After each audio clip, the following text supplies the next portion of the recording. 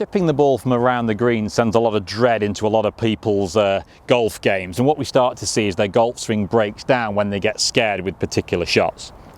So you can see that chip that I've played there up towards that back flag has been played with quite a lofted club. I've got my 54-degree wedge, the ball's flown nicely up towards that back flag and rolled up to 6 or 8 feet, which is fine from this distance.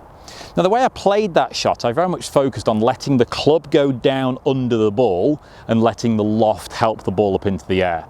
So the feeling there is the club goes down, I brush the turf and the ball pops up. If I can give you an example of what I might see quite often when I'm coaching from this position, is golfers get a little bit nervous of this shot. They imagine the ball goes high and therefore they think they need to help. So they lean back, top the ball, and it scoots across the floor. Some golfers even lean back, hit the ground, bury the club into the floor and barely make contact with the ball. And the difference there is that a golfer shouldn't be trying to help the ball up into the air, particularly not if you've got a half a decent lie and you can hit down on the ball and therefore the ball will jump up on its own because of the loft on the golf club.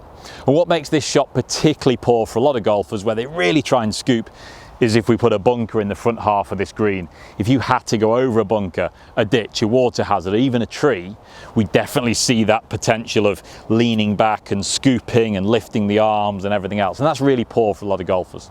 So next time you're playing one of these chip shots where you might feel like you've got the tendency to scoop it a little bit, go ahead and play the ball around about the center of your stance.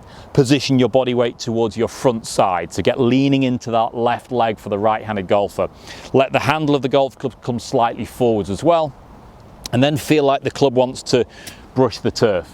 Now the focus for me here is if my arms are straight at setup and my arms are straight at impact, I should be coming back down to the right sort of height, unless I'm making some fairly egregious changes to my body position and posture. What I see for a lot of golfers is their arms are straight and then they're not.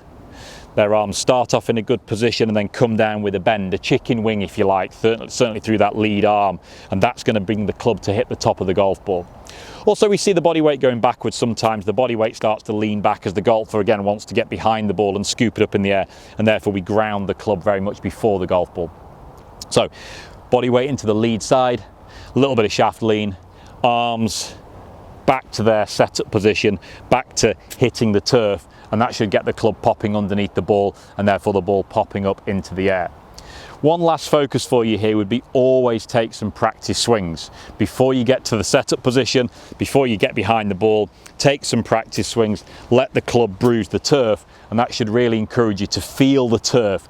Ball, turf afterwards, that ball's going to pop up into the air and start to hit some improved chip and pitch shots from around the green with less scooping.